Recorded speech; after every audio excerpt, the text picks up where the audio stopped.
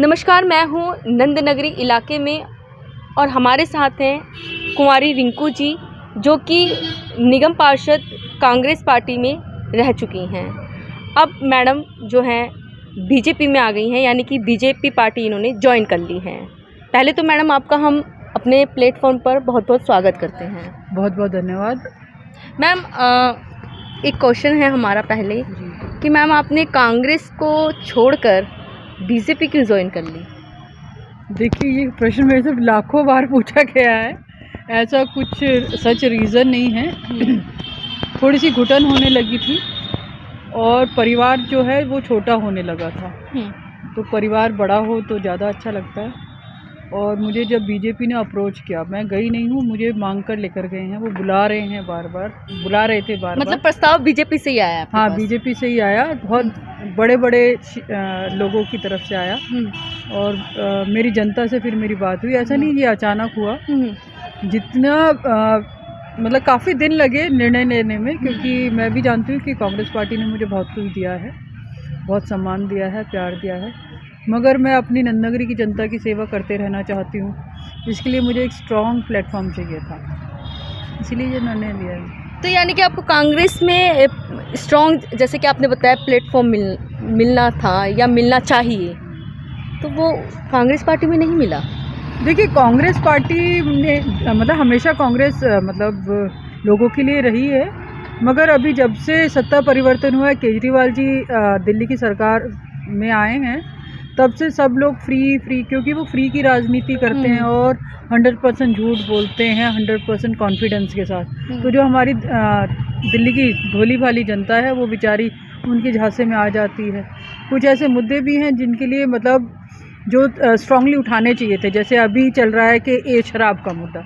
आप भी फीमेल हैं, मैं भी फीमेल हूँ, हमारे घर बहुत सारे मतलब भाई हैं, पिताजी हैं, जो हैं। तो मतलब जो आज का युवा चाहता है, आज के युवा को आपको रोज़गार की बात करनी चाहिए थी। रोज़गार की कोई पार्टी बात नहीं कर रही है। आज मतलब एजुकेशन की बात करनी थी। मतलब कह रहे हैं कि जी हमने वर्ल्ड क्लास एजुकेशन दे दी है। आप मेरे नंदनगरी के स्कूल में आ जी, एक सिंगल स्कूल उन्होंने नहीं बनाया हमारे। लेकिन उनका तो कहना है ना, दिल्ली के स्कूलों को हमने स्मार्ट बना दिया है। मैंने आपको कहा कि वो इतना स्मार्ट क्लासेस चल रही हैं वहाँ पे। इतना स्मार्टली झूठ बोलते हैं कि कोई उन्हें पकड़ नहीं पाता है। और वो मतलब बड़ा कहते हैं ना, 100 बार झूठ बोला जाए तो वो सच नज़र आने लगता है, दूसरों लोगों को वो सच नज़र आने लगता है। आप मुझे बता दीजिए, आप पत्रकार हैं, पूरी दिल्ली में आप घूमती होंगी, कोई एक नया स्कूल बता दीजिए, कोई एक नया अस्पताल बता दीजिए, कोई यूनिवर्सिटी बता दीजिए। मतलब रोज़ पॉपुलेशन दिल्ली की बढ़ती जा रही है और हमारे जो आसपास के राज्य हैं वहाँ से भी लोग आते हैं। उनके लिए आप क्या फैसिलिटी दे रहे हैं? दिल्ली को पूरा लेकिन दिल्ली की जनता तो फिर भी उन्हीं का ही सपोर्ट करती है, उन्हीं को ही वोट देती है। सत्ता में वो भारी मतों से आए हैं मैडम। मैं आपको यही तो बताना चाहती हूँ कि वो इतनी, हमारी जो क्षेत्र की जनता है या दिल्ली की जनता है, वो इतनी भोली भाली है कि वो लोगों के झांसे में आ जाती है। मगर ये ज़्यादा दिन नहीं चलेगा। केजरीवाल का पर्दाफाश हो चुका है, आपने देखा। यानी कि झूठ ज़्यादा दिन नहीं चलता? झूठ ज़्यादा दिन चलता भी नहीं है, ये तो हकीकत है। मतलब झूठ कहाँ चला? आप थोड़े दिन चलाओगे, उसके बाद उसको समाप्ति होना पड़ता है। अंधेरा ज़्यादा दिन तक नहीं रहता। उजाले की किरण हमेशा ही उसको अंधेरे को ख़त्म करती है। लगता है बीजेपी उजाला लेकर आएगी फिर से? मुझे तो पूरा कॉन्फिडेंस है, पूरा क्योंकि अब हमारा युवा भी जाग गया है, हमारे लोग भी जाग गए हैं। लोग, उनको पता है कि कितना वो झूठ बोलते हैं। युवाओं को रोज़गार चाहिए, अगर रोज़गार होगा तो वो राशन भी खरीद लेंगे, आपको फ्री जो बस आप लोग दे रहे हैं वो अपना टिकट भी दे देंगे। देखिए ना, विकास की डोर। यानी कि मैम कहा जाए कि कान इस हाथ से पकड़ो चाहे इस हाथ से पकड़ो, बात यही है। फ्री की योजना जो, हाँ, फ्री की योजना तो यही है ना। आपने केवल बिजली पानी के नाम पे वोट ले ली, मगर पानी कितना गंदा दिया। अभी आरटीआई की एक रिपोर्ट आई है कि 2 लाख, दिल्ली के 2 लाख लोग सिर्फ गंदे पानी की वजह से उन्हें डायरिया हो गया। पूरे आंकड़े मेरे पास थे ऑफिस में, मैं आपको देती थी। 4 लाख कुछ लोगों को मतलब कैंसर हो रहा है just because of dirty water. What is it? मतलब हम लोग अपनी जान पर खेल के तो फ्री पानी नहीं पी सकते ना, और हम लोग पीने भी नहीं देंगे इस तरह से कि गंदा पानी आप पिला रहे हो। रोड सारे टूटे पड़े हैं, लोगों की सैलरी आप दे नहीं रहे हो। एमसीडी का इतना बुरा हाल कर दिया है कि आप केवल अपने एमएलएस को तो फंड देते हैं, एमसीडी को फंड ही नहीं देते हैं। और हम लोगों को अपंग बना के छोड़ दिया। मेरे यहाँ पे सफाई कर्मचारी बेचारा सुबह 7 बजे आ जाता है और क्षेत्र की सफाई करता है, उसको 4 महीने से सैलरी नहीं मिल रही, वो जैसे तैसे लेकिन लोगों में भ्रम ये फैलाया जाता है कि हमें केंद्र की तरफ से जो है फंड नहीं आ रहा है, तो हम एमसीडी कर्मचारियों को या फिर एमसीडी के डॉक्टरों को सैलरी कैसे दें। ठीक है, एमसीडी की आपने बात करी कि केंद्र से फंड आता है, आंगनवाड़ी की लाखों जो महिला हैं या वर्कर हैं वो क्यों उनके घर पे धरना दे के बैठी हैं? उनका फंड तो उन्हें ही देना है ना। उनको पक्के करने की बात करी थी, उनकी सैलरी बढ़ाने की बात करी थी, क्या किया उन्होंने? जितने सिविल डिफेंस है उनके सारे वॉलंटियर्स हैं, उन लोगों की भी सैलरी नहीं दे रहे, क्या उसके लिए भी एमसीडी दोषी होगी? ये सारी सिर्फ चुनावी बातें हैं, सिर्फ कहने में और सुनने में अच्छी लगती है। मैं एक सेविका हूँ, मतलब मैं अपने आप को नेता नहीं मानती हूँ, मैं जनता की सेवा करती हूँ और जनता के साथ नेता की तरह नहीं रहती, उनकी बहन की तरह, उनकी बेटी की तरह रहती हूँ। और वो भी मुझे प्यार वैसे ही करते हैं, इज़्ज़त वैसे ही देते हैं जैसे एक परिवार के सदस्य को दी जाती है। मैंने नंदगिरी को अपना परिवार माना है और मानती रहूँगी।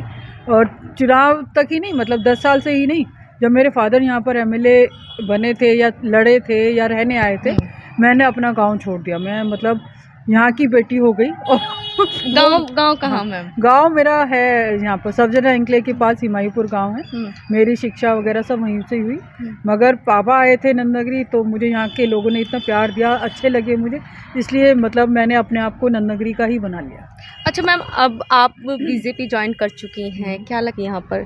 क्या जनता नंदनगरी की आपको फिर से जिताएगी बीजेपी? अब तो छवि इंसान की होती है, किसी पार्टी की नहीं होती। रिंकू की छवि हो सकती है, बीजेपी की छवि क्या है या कांग्रेस की छवि क्या है शायद किसी को नहीं पता।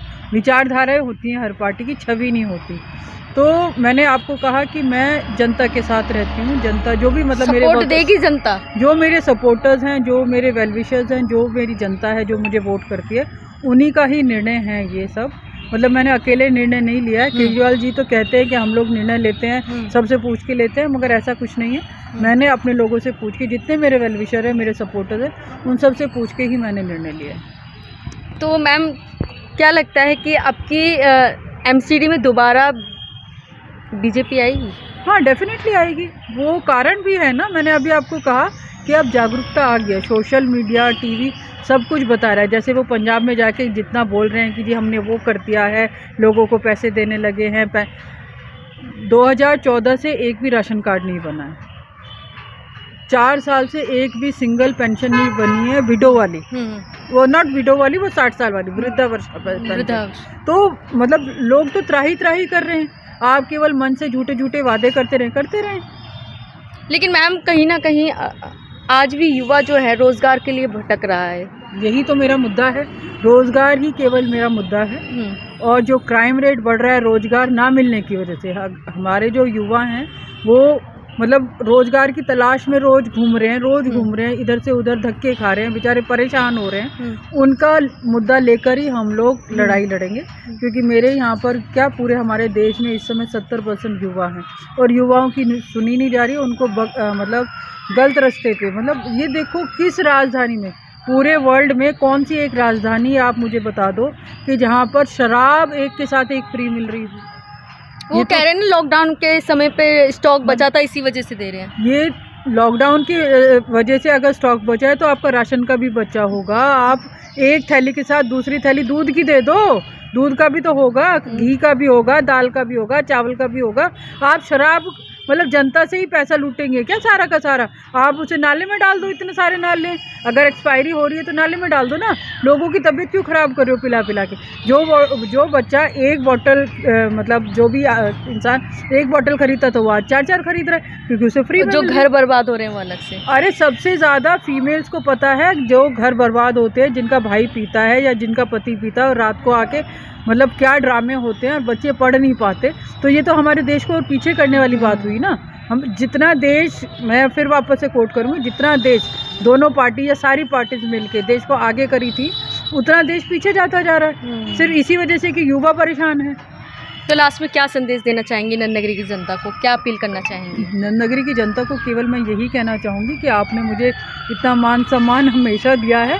आपकी ये बहन, आपकी ये बेटी आपकी सेवा करना चाहती है। मुझे मालूम है कि मतलब आप मुझे आशीर्वाद देंगे और मुझे अपनी सेवा करने का मौका देंगे।